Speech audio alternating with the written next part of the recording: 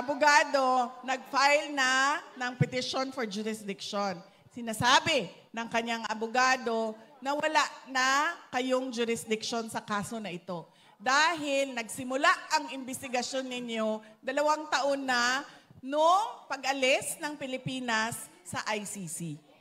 Yan ang sinasabi ng abogado niya.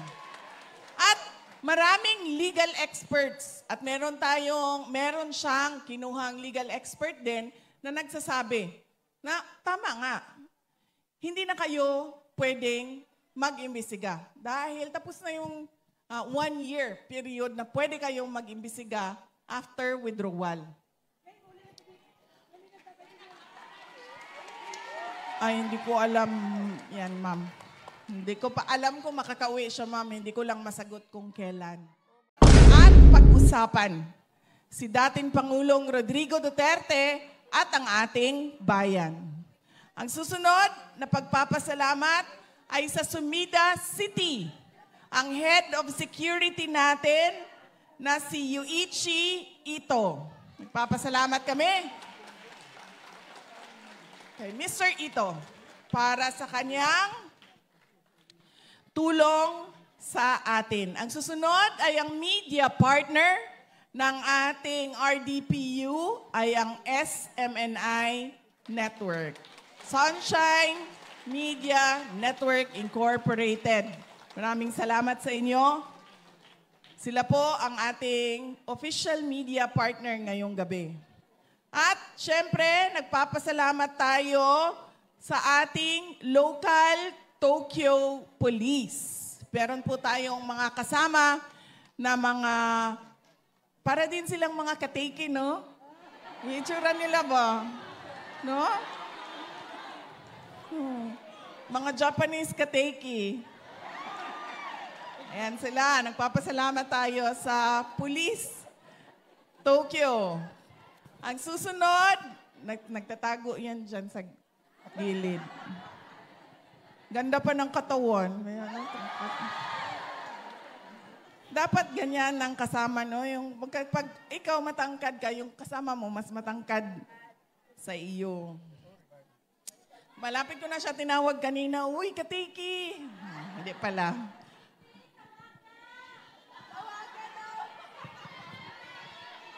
Ayaw, uy, kay maulaw ta sa mga hapon.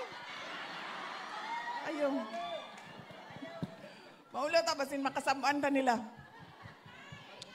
Ay, kadud lang. Kinsay nakaila ato, ma'am. Kinsay nakaila na. Minyo ba na sila? O dalaga, ay, daghan mig dalaga diri. Ay, minyo. Minyo, ma'am, silang duha. Ay, minyo daw, ma'am. Minyo daw na. Ayaw na. Makakita tag-away, ana. Ang susunod na pagpapasalamat ko ay sa ating pong mga kasamahan na nagbigay ng mensahe ngayong gabi para sa atin, sa inyong lahat. Una po ay si Attorney Vic Rodriguez. Binoto nating lahat. Pagka-senador. At syempre, iboboto natin sa darating na halalan.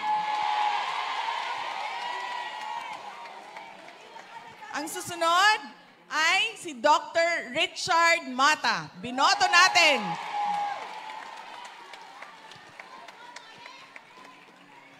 Syempre, oo. Paniwala ko, ma'am. Talaga, totoo. Dahil mahirap mo i-explain. Hindi ako mathematician, hindi ako statistician. Mahirap i-explain, ma'am, kung bakit ang trending sa overseas Filipino voters at sa absentee voting hindi nakikita doon sa general population voting. When historically, ang nagtuturo kung sino ang likely na manalo at nananalo dahil yun ang nangyari sa amin nung panahon ng presidential election 2022, nakita namin ang trend sa overseas Filipino voting. Kaya mahirap ipaliwanag kung bakit ganun ang trend sa overseas Filipino voting pero hindi siya nakikita sa botohan. Hindi nakita sa botohan doon sa Pilipinas. Pero isa lang ang sigurado tayo.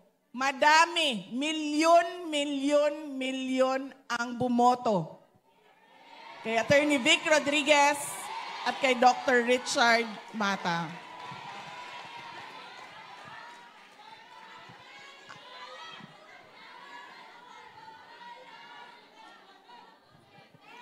Dapat ma'am hybrid.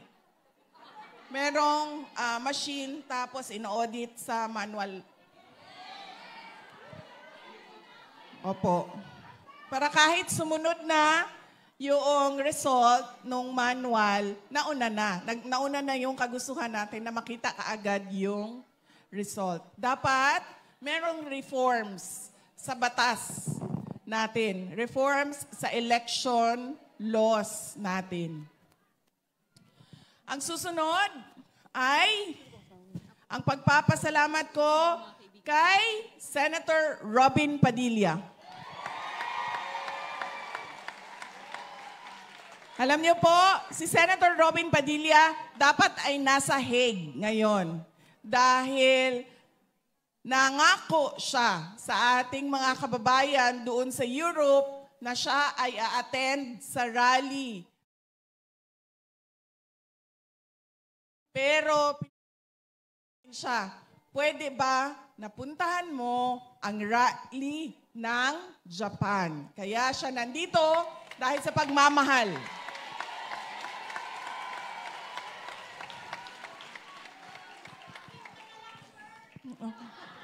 Magpaalam tayo kay Ma'am Mariel, ma'am. Iuwi mo siya ng isang gabi, ma'am, pero ibalik mo siya kay Ma'am Mariel. Okay lang ba yan?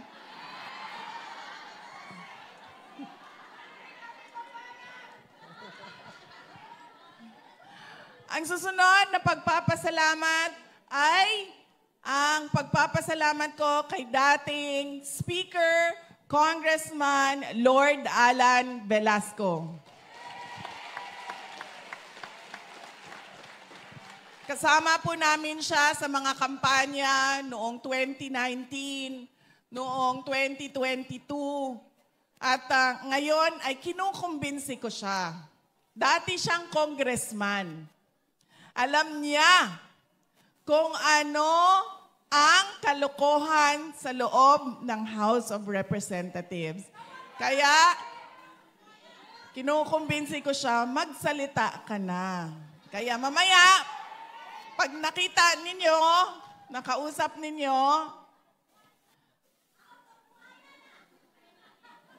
sabihin niyo sa kanya, sabihin na niya kung anong nakita niya doon sa loob ng House of Representatives.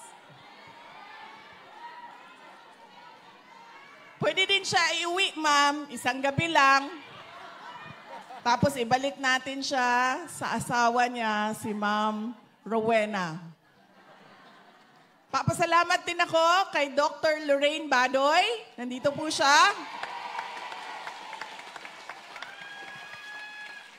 Isa sa mga pinakamatapang natin na kababayan na lumalaban sa Marcos administration at sa kakampi ng Marcos administration na Makabayan Bloc. Yes.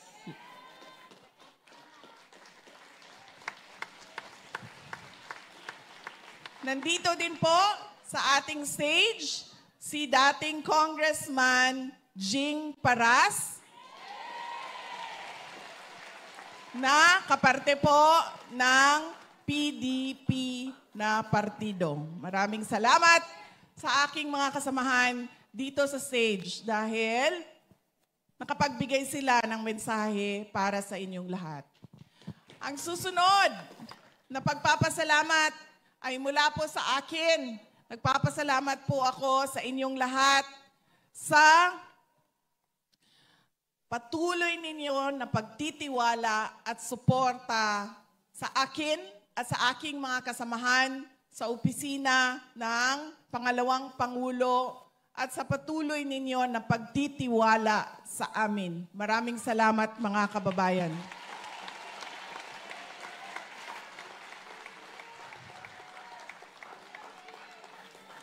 Mahal ko kayo. Ma'am.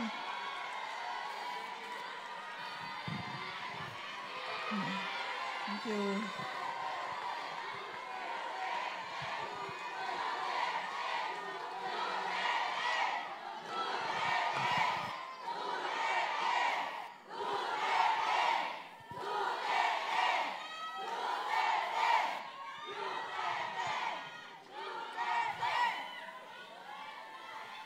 Ang susunod na pagpapasalamat ay mula po sa aming pamilya, ang pamilya Duterte. Paulit-ulit po ang pagpapasalamat namin sa pagkakataon na ibinigay ninyo sa amin na makapaglingkod sa ating pinakamamahal na Pilipinas. Maraming salamat po sa inyong lahat.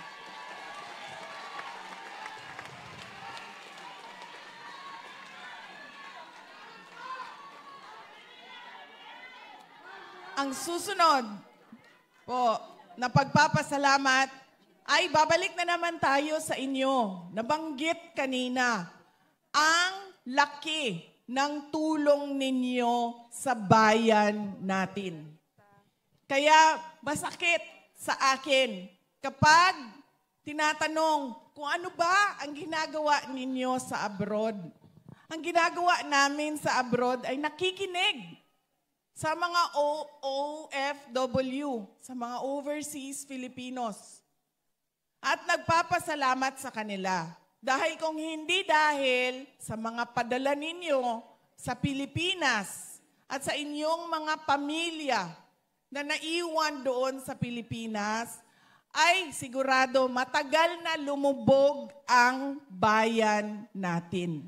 Kaya kailangan maintindihan yon ng Marcos administration na napakahalaga ng contribution ng OFW sa ating bayan. Kaya kami din ay nagpapasalamat sa suporta ninyo sa inyong mga pamilya at mga mahal sa buhay na nandoon sa Pilipinas.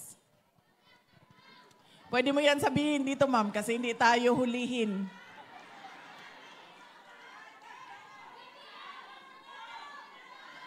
Ang susunod.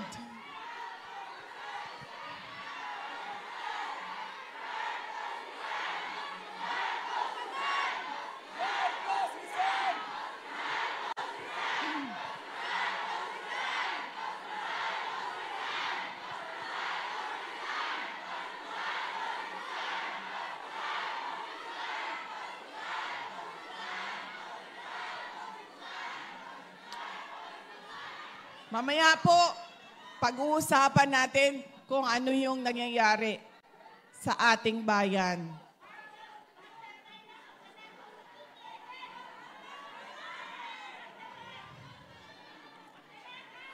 Ang susunod na pagpapasalamat ay mula sa ating pinakamamahal na dating Pangulong Rodrigo Duterte.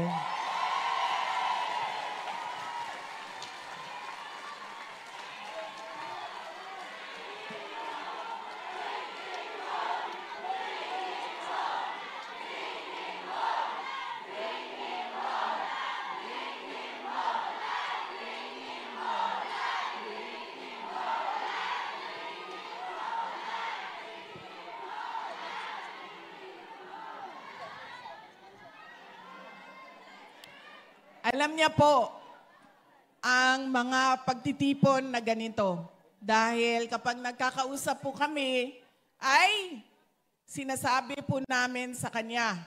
At yung kapatid ko po, si Veronica, araw-araw po yun may report. Sinusulat niya kung anong nangyayari, anong nasa balita, anong nangyayari sa pamilya, at pinapadala niya yon sa abogado. At yung abogado naman ay pinapakita iyon kay dating Pangulong Rodrigo Duterte.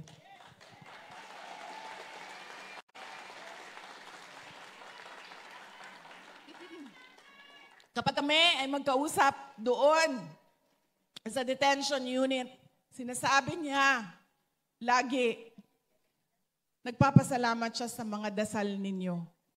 Dahil lumalakas ang loob niya at paniwala niya maraming mga good news sa kanyang kaso at sa kanyang kalagayan dahil sa pagdarasal ng sobra, milyon-milyon nating kababayan. Pinapaabot niya ang pagpapasalamat niya sa inyong lahat.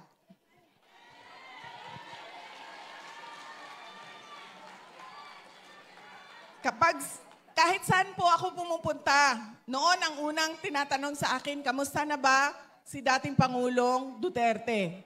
Ang sunod na tinatanong sa akin, kailan ba uuwi ng Pilipinas si Pangulong Duterte?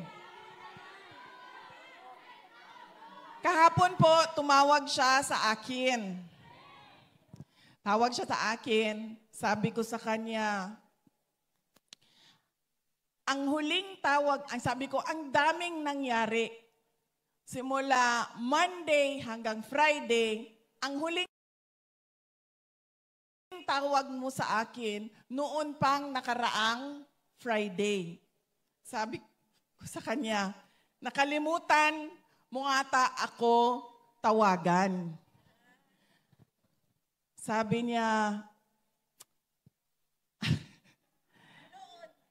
hindi man siya nagtampo, ma'am, kasi wala naman akong, hindi man siya nagtampo. Sabi niya, hindi man nagagalit ang term na sinabi niya kahapon. Ang sabi niya is, dili siya nanlood, ma'am. Nangyayari sa atin sa Pilipinas, korupsyon. Parang, ayan, nabalaka. Yes. Nabalaka. Nag-aalala. Pasaylo ah. Uy, umuna-muna na bayanin akong Tagalog sa tinuod lang. Uy, binuang ba? Kaya ba mo hinay na kay ko may istorya kay ginahuna-huna pa na ako. Unsa gani ning Tagalog ani? Pangako. Saad? Pangako. Pangako. Dili ma'am ko pwede magbinisaya ma'am kay ang uban dili makasabot. Kinahanglan yung mag-tinagalog. Pero muna-muna na gini. O sa to, nabalaka, nag-alala. Nag-alala siya sa mga pangyayari sa Pilipinas sa korupsyon. Tapos, ikinento ko sa kanya, thank you, ikinento ko sa kanya, ay sorry, ito pala ang sasabihin ko kanina at nakalimutan ko. Ito pala yung unang-unang sasabihin ko sa inyo. Kasi marami kanina ang lumalapit sa stage para magpa-picture. Meron po tayong oras mamaya para po sa kamustahan. So ayusin lang po natin yung linya natin mamaya para sa 1:1 na picture. Solo photo.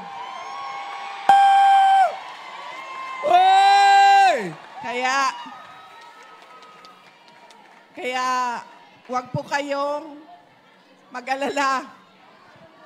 Ako yung nag-aalala. Alam niyo bakit? Anong nangyari sa amin sa Kuwait? Ilan tayo dito ngayon? 1,000. O ganun yung sa Kuwait. 900. 900 yung sa Kuwait. Sa venue namin. Tapos, mahaba yung pila. Nagtataka ako, bakit parang hindi nababawasan ito? Hindi talaga siya nababawasan. Sige, okay lang. Wala namang akong gagawin. Wala naman akong gagawin pagkatapos ng event. So, okay lang, picturean tayo ng picturean. Nagtataka na talaga ako. Hindi talaga siya nababawasan. Nandun lang lagi yung pila. Ganyan. Hindi na umabot dito yung dulo ng pila. Tapos napansin ko na, pag hindi nila gusto yung picture nila, Pumipila sila ulit.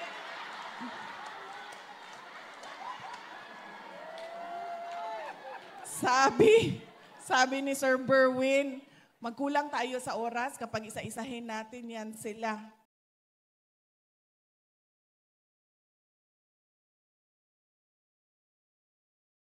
Sabi ko, sir,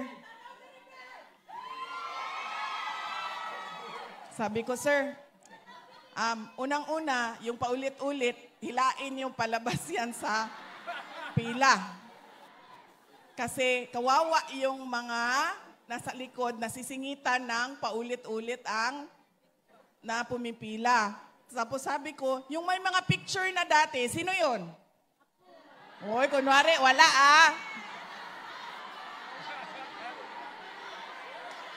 Yan. Sino ang may picture na? Yan. Huwag na kayong pumila. Ha? Para hindi tayo magkulang sa oras. Kasi 9:31, palayasin daw tayo dito. Bakit ganun dito sa Japan, no? Nakalagay doon sa tindahan, magbubukas daw siya ng 9:05 ng umaga, tapos magsasara siya ng 9:20 ng gabi. Kagabi, pag lakad kami papunta doon sa tindahan, 9:20, sinara niya yung...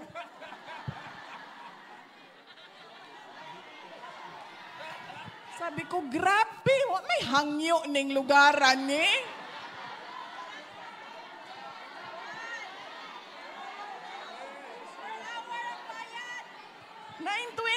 Sa relo namin. Tumayo siya doon, mas sinara niya sa mukha namin yung...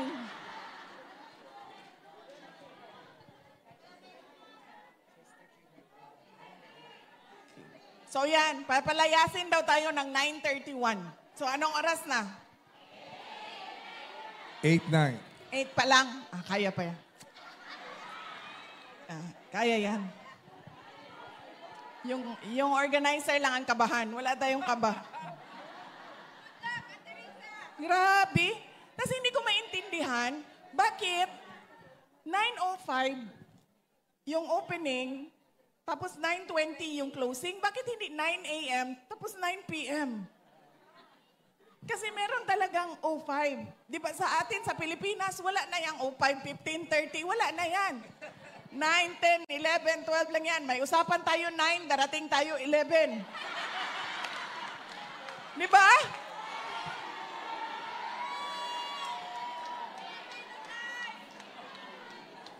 Dito, may closing ng tindahan 9:20. Sa atin, 9 o'clock lang yan. Magsasara yan ng 10. Tapos, makikiusap ka pa, pwede. Buksan sa iyo ang tindahan. Kanang nahutdan mi og ice, pwede mo palit. Bubuksan yung tindahan para sa iyo. Bibigyan kang ice. Dito, sarahan ka sa mukha mo. Grabe. Wala'y hangyo, dire?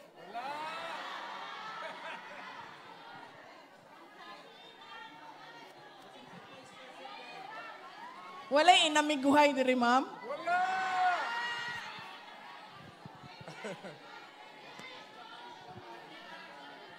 Oh. Bakit yun? Bakit ang tindahan niya magbukas ng 9:05 tapos magsara ng 9:20? Ha?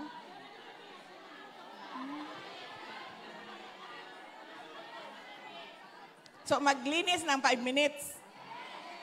9 to 9:05, linis yan. 9:20 to 10, linis yan. O diba, sa atin, kahit naglilinis na, bibili pa rin tayo. Sa kanila, hindi. Pag panahon na ng linis, hindi ka na pwede pumasok. Nasaan na ako sa aking speech, ma'am? Yeah, tumawag siya kahapon. Sabihan ko siya, kalimutan mo ata ako. Sang linggo na dumaan, hindi ka tumawag sa akin. Paano ako makapagbigay sa iyo ng update at chismis kung hindi ka tatawag sa akin? Tapos medyo ano ang mood niya kahapon. Hindi nga niya nagugustuhan yung balita na nangyayari sa Pilipinas. Hindi niya nagugustuhan yon. At tinatanong niya ako kung anong ginagawa, ganyan. Tapos nagtanong siya sa pamilya, kumusta ka na? Sabi ko, okay man lang ako pa, nandito ako sa Japan kasi meron kaming rally bukas, Sabado at sa Linggo. Okay lang ako. Tapos sabi niya, kumusta ang mama mo? Tapos sabi ko, okay. Diba? Kung kailan tumanda. Sabi niya, kumusta ang mama mo? Sabi ko, okay man lang siya. Nandyan siya sa Hague. Kasi, schedule ng pagbisita niya sa iyo. So, mamaya hapon, magbisita na yon sa iyo. Sabi niya, ganun ba? O sige, babay na. Duda ko, maaga siya naligo. No? Kumain maaga, naligo ng maaga, excited. Imagine, sabi ko sa kanya, andyan man siya sa Hague. Sabi ko, siya man ang magbisita mamayang hapon. Sige, babay na.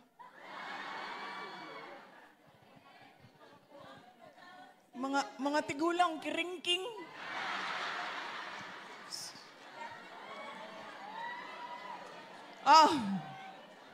Wala pa anuhan niyo ako ng oras ha, kasi sarahan tayo ng 9:31. Warningan niyo ako. Anong oras tayo magsimula sa picture taking? Ngayon na? Hindi pa ako tapos sa aking message. Ayaw niyo pag-usapan si BBM? Gusto! Ayaw na? So, mani sila. Uy, picture lang may gani ninyo diri. So, man mo. Uy, naatay trabaho pa. Ang trabaho nato, ayuso na nga to ang nasod. May trabaho tayo. Ang trabaho natin, ayusin ang bayan natin. Hindi. Bakit kayo pa-picture na kaagad?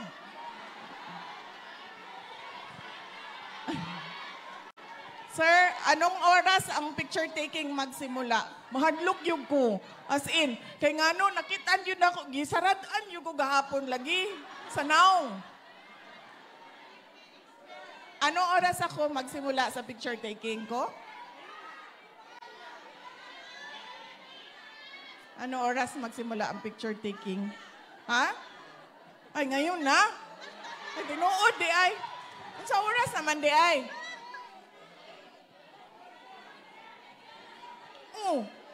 What, 9:30? Hanggang 9:30 tayo?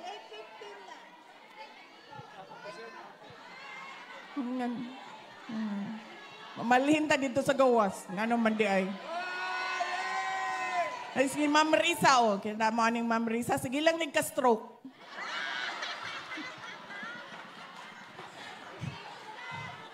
Masroke ka ni karon sala ni BBM. Samahan, ma'am. Pwede may sagawas na lang mag-picture para...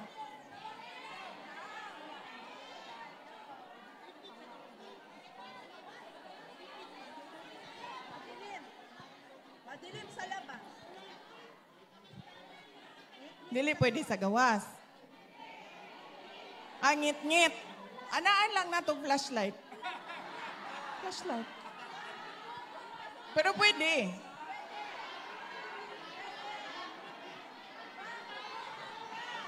Ingon ni Ma'am Risa, istoryahon daw si Katekisan. Kaya manangin daw kay Katekisan. Di ba, wala naman tayo programa. Picture na lang man. Na. Di na nato ni sayangon sa paglalis kung unsang oras ta Napasa. Dili na mo ganahan kay PRD? Sige. Paspason lang nako, ha? Update sa iyahang kaso. Na yung mga gi-file ang abogado. Ang abogado nag-file na og jurisdiction, no? Nagaingon ang abogado, wala may jurisdiction. Kay nagsugod ang inyohang investigasyon, duha ng katuig ang nila... Ay, sorry. Tagalog di ay.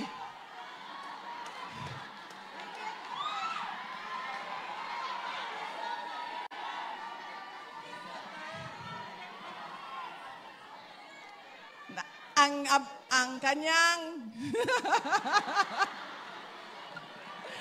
ang kanyang abogado nag-file na ng petition for jurisdiction. Sinasabi ng kanyang abogado na wala na kayong jurisdiction sa kaso na ito. Dahil nagsimula ang investigasyon ninyo 2 taon na noong pag-alis ng Pilipinas sa ICC. Yan ang sinasabi ng abogado niya. At maraming legal experts at meron siyang kinuhang legal expert din na nagsasabi na tama nga, hindi na kayo pwedeng mag-imbestiga dahil tapos na yung 1-year period na pwede kayong mag-imbestiga after withdrawal. Ay, hindi ko alam yan, ma'am. Hindi ko pa alam kung makakauwi siya, ma'am. Hindi ko lang masagot kung kailan.